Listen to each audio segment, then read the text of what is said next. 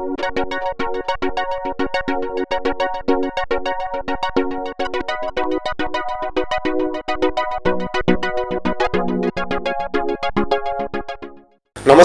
मु डॉक्टर वासुदेव प्रधान DTV Odia health show को आपको स्वागत करुच्ची। बंधुगण आजिकल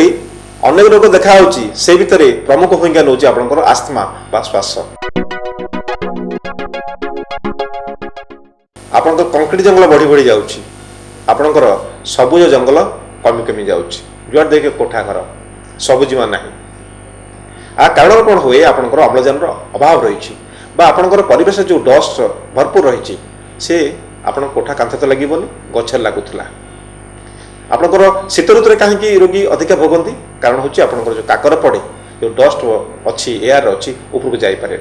बेले बेले कौन हुए आप जो काकर पड़ो गच था से डस्ट लगी जाता लगुनि गच लगुनि आप डस्ट लगुनि से वायुमंडल बुलूची आम निश्वास प्रश्वास नवा फल कौन हम आपंकर नाक देकी पुणी देह भर गला आपंकर ये जो राइनाइटिस कहतु आप ब्रोंकियल आजमा कहतु ब्रोंकाइटिस कहतु आजकल संख्या रोगी मान बढ़ी बढ़ी जाऊँगी विशेषकर ग्रामांचल अपेक्षा सहरांचल रोगी संख्या अधिका भी जना पड़ा जे आपंकर आमर जो ओडिशा रे विशेषकर जंगल बहुत भरपूर थिला तेणु एटी रोगी संख्या बहुत कम थिला किंतु आम जंगल काटिले रोग को बढ़ी बढ़ी चलले ये कहवा जे आम आपको दूर केमती कर रोग को दूर कर कहबी अन्य चिकित्सा अपेक्षा आयुर्वेद में आस्थमा बा ब्रोंकाइटिस बा श्वास प्रचुर मेडिसिन भरपूर मेडिसिन रही। दर्शक बंधु आम निहा जाना दरकार जो मैंने श्वास रोगी बहुत कष्ट पाते एमती रोग सहर जीवन जाएनि बहुत कष्ट पाए रोगी शोई कष्ट भोगुव क्या दुख जन पारनि परिवार लोक सदस्य शोथे समस्त परिवार लोक शोथे तोला उठुव धई पेलुव के कष्ट हो कहले जो पवन जीवन रक्षा करे बिना पवन आम बंची पारानी से वायु कष्ट से भोगे आजिकल देखुवे जे लोक अम्लजान थली भी किणिले प्रकृति आमको अम्लजान थली देती परिवेश भरपूर आप रही अम्लजान तेणु आम केमी सुरक्षित रखा निहाती जाना दरकार एवं परिवेश को आम आपंकर डस्ट फ्री रखा आपंकर परिवेश सुस्थ रहा ये रोग बढ़ोनी बेले कौन हो किसी लोग आसे कहती जे परिवार रे रोग थे हुए कि यदि बाप माँ थी हबार चान्स अच्छी निहाती कहबी यहाँ हेरिटेड रोग बाप माँ थे पिला हबार बहुत संभावना रही किंतु जो परिमाण हवा कथा ये अधिका देखा कारण जेहेतु परिवार सदस्य रोग बांधिकी रहुनी जो परिवार नहीं से भोगिले कारण आपंकर डस्ट एयर पल्यूशन आम एयर पल्यूशन जिते कमेवा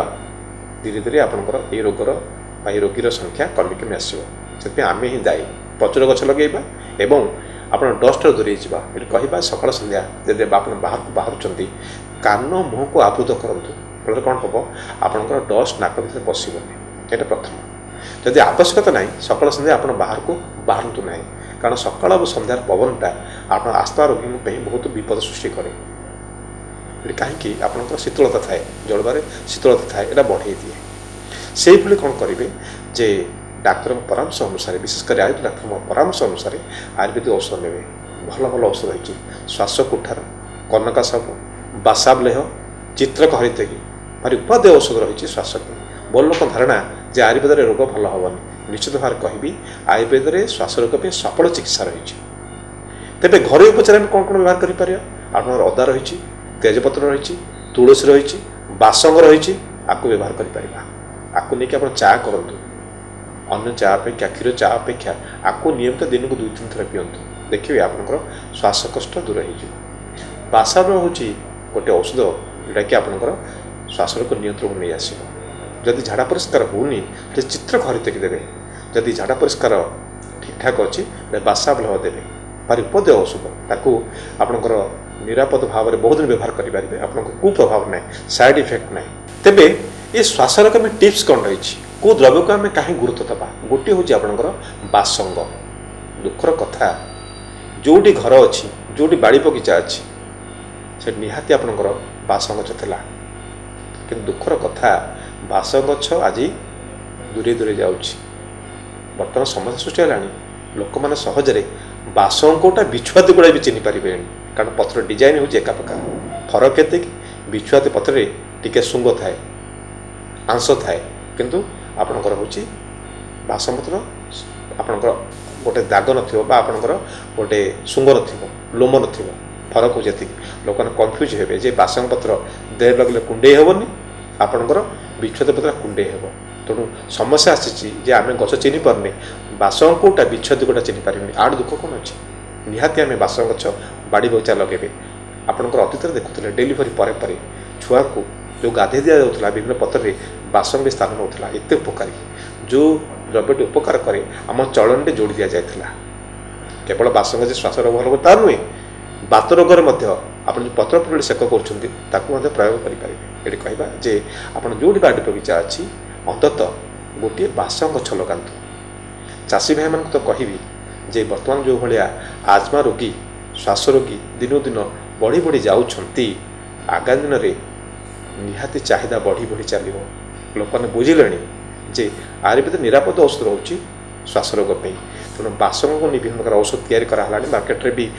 ପୂର୍ବ ଅପେକ୍ଷା ବହୁତ ସେଲ୍ ବଢ଼ିଛି। ତେଣୁ ବାସଙ୍ଗ ଲଗାଉଥିବା ଚାଷୀଟି ନିଶ୍ଚିତ ଭାବରେ ତା'ର ଆର୍ଥିକ ଅବସ୍ଥାକୁ ସୁଧାରି ପାରିବ। ତେଣୁ ଆମେ ନିହାତି ବାସଙ୍ଗ ଗଛ ଲଗାଇବା, ତା'ର ଔଷଧ ଗୁଣ ଜାଣିବା। ଆଜି ପାଇଁ ଏତିକି। ଆଗାମୀ ମଧ୍ୟରେ ଆଉ ଗୋଟେ ଦ୍ରବ୍ୟ ବିଷୟରେ ଆପଣମାନଙ୍କୁ କହିବି।